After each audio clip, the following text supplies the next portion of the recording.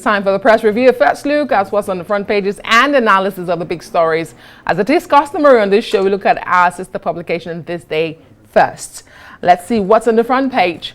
Well, 1 year of Tinubu administration building a safer, stronger and prosperous Nigeria. This is a message, the paid message you're going to see on most of the front pages this morning. But the big story above the masthead this morning is that from the Information Minister.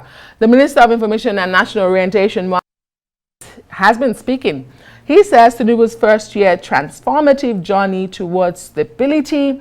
Nigeria not working, Atiku declares. Insists Tinubu practicing cocktail of trial and error economic policies. Labour Party also said something. They say Nigeria has witnessed 1 year reign of economic hardship.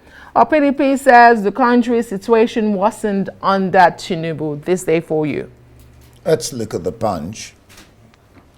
Tinubu's first anniversary gift. FD plans fresh cash transfer scheme for 75 million Nigerians. Emirate tussle. Bayero stays as courts give conflicting orders on Sanusi. Minimum wage talks collapse again as Labour rejects 60,000 naira. The Vanguard this morning also leads with the wage story. Strike looms as minimum wage talks end in deadlock again. FG, organized private sector, add 3,000 naira to earlier offer. Labour challenges government to break down offer. Nationwide strike appears inevitable in June. Organized labour's demand may endanger job security. That's the big story on the front page there. The Guardian, opposition loyalist bicker over Tinubu's performance outlook. Another strike looms as Labour rejects FG's 60,000 wage offer. Where is President Tinubu's renewed hope agenda? 4,416 persons killed, 4,334 abducted under Tinubu, report reveals. And Kanu royal crisis gets messy as courts issue conflicting orders. Let's look at the foreign papers. The Guardian UK this morning, beg your pardon, can we go to South Africa first? Let's go to South Africa first this morning.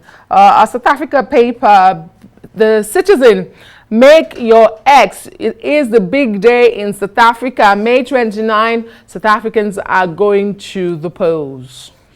The same thing on Business Day South Africa. IEC warns of moves to disrupt electoral chief Sai Mamabolo vows to protect the integrity of voting. Now let's go to the UK. The Guardian.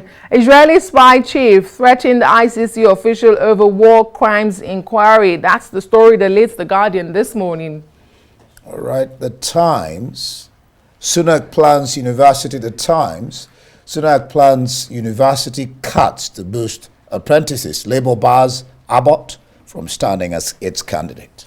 The I newspaper this morning, Rishi Sunak's pledge to boost protections for the triple lock would save retirees relying on the state pension as their only income of £14.60 a year by 2028. The Daily Mail. Tory vowed to ban rip-off university degrees by changing law. Up to 1 in 8 students could see Mickey Mouse courses axed in radical plan to fund 100,000 new apprenticeships. Well, the Financial Times, water regulator Ofwat is planning a recovery regime for financially troubled water companies in a bid to avoid nationalization. The Daily Telegraph, Sunak says, I am talking to Johnson about the election.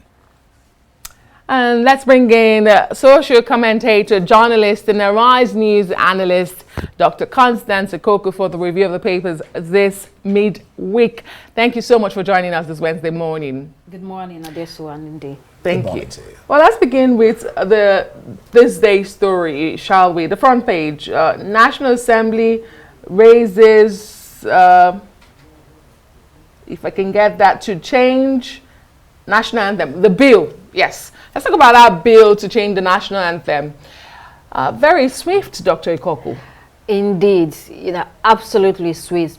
The speed with which this bill has passed, it was last week that they had the first and second reading, and now it's waiting for the president's assent. Yes, it's incredible, and I think it's important to look at this bill because it is probably a classic case of the legislators doing something mostly for themselves. It looks like, to borrow someone's word, it's a government by the political class, from the political class, for the political class. Are you listening to what Nigerians are saying, or are you just doing something because you think it is necessary?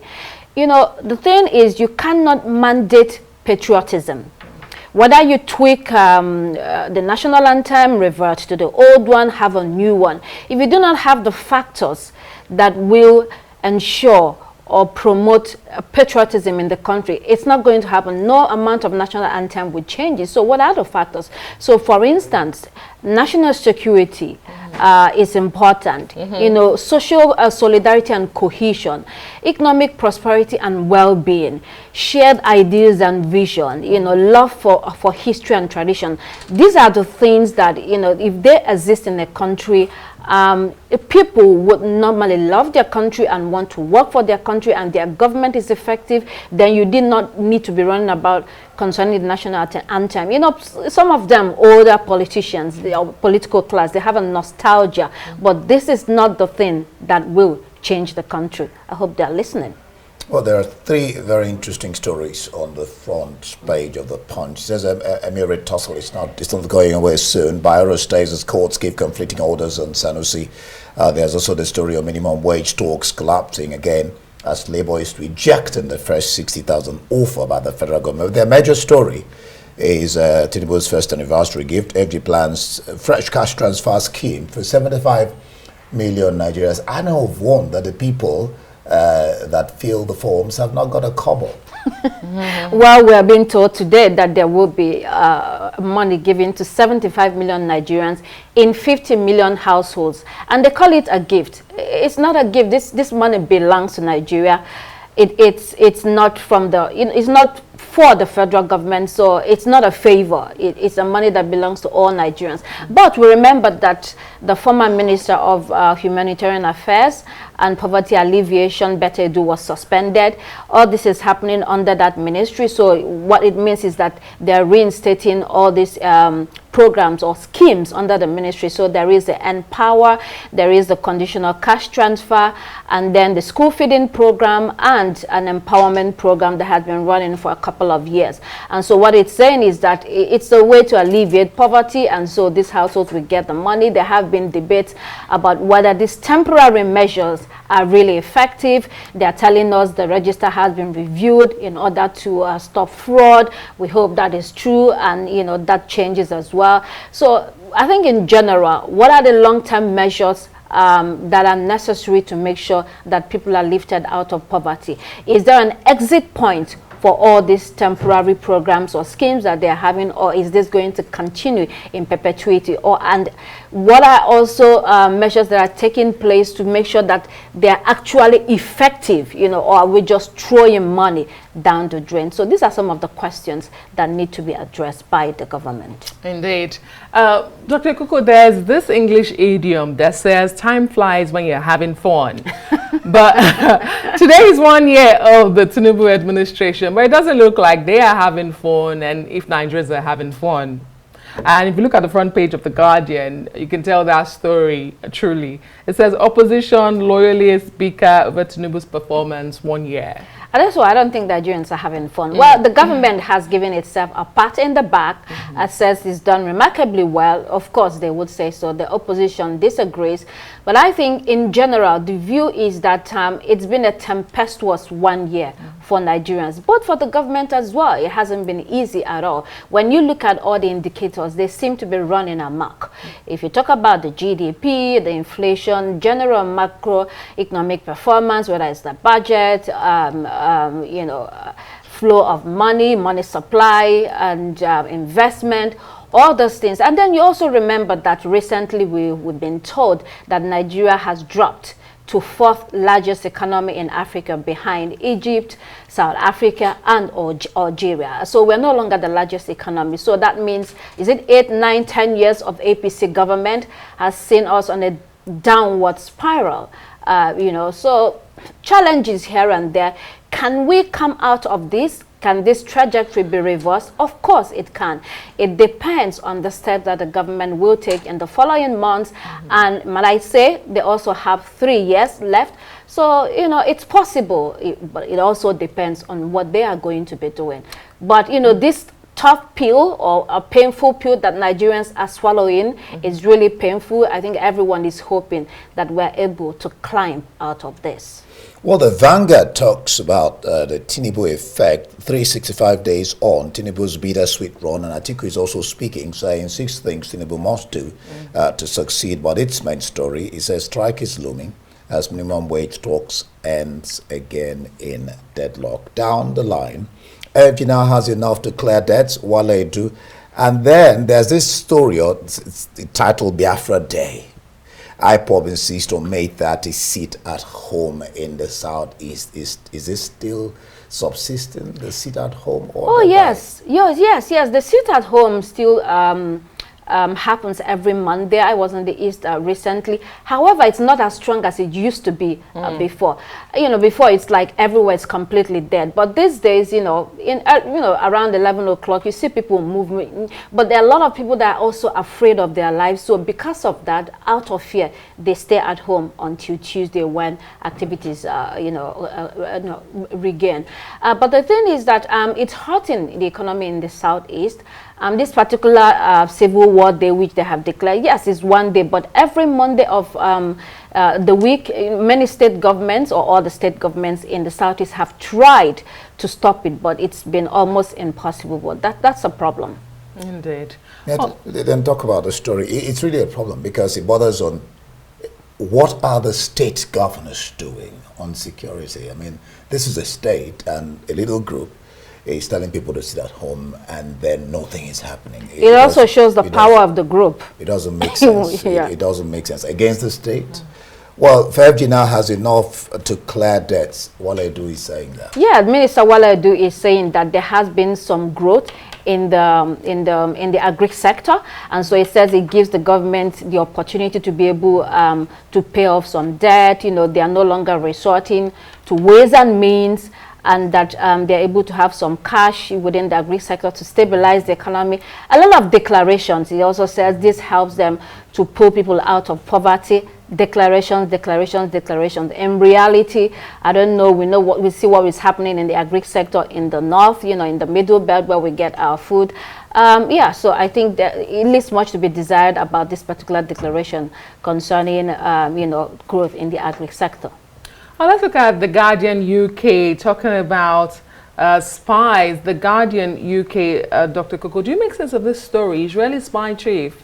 What we are hearing is that the Israelis, of course, we know, are totally miffed that an investigation is going on, war crimes against them concerning, regarding the Palestinians. And so what we understand is that they have made attempts running up to formal decision to open these allegations against them. They made attempts to put pressure on the ICC to drop it. There were secret meetings with ICC officials pressuring them not to open this investigation, but the circumstances warrant it. All attempts to cobble together a ceasefire in that region has failed woefully. There are so many protests all across the world that hasn't dampened the effort of the Israelis or their desire to continue the war. The UN has tried; it's not making any way.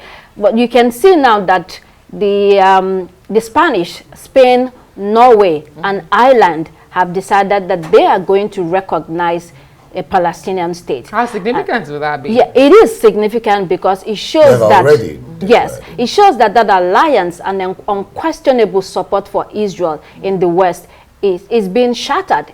It's breaking, and so I think for the Israelis it's a bit of a problem. They will continue to have the support of the US, but they have to watch it. They probably have to begin to read the handwriting on the world. The times are changing. The EU too is bending.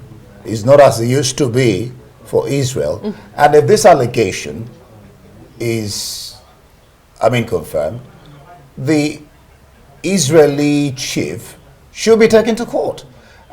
Lives are being lost in the name of fighting Hamas, and you're threatening an ICC official. It doesn't bode well at all. It all just says that the war has broken, so many things all around the world, and I think it's no longer the same for the Israelis. It's interesting because it also comes at a time where NATO member states are talking about sending F-16 jets to Israel and how to tell them to use it. So a lot is happening. Thank you so much, Dr. Constance Ikoko, for your analysis. As always, we do appreciate it. You're welcome. Thank you. And that's the press review for you this Wednesday morning. Follow us on X at Arise TV.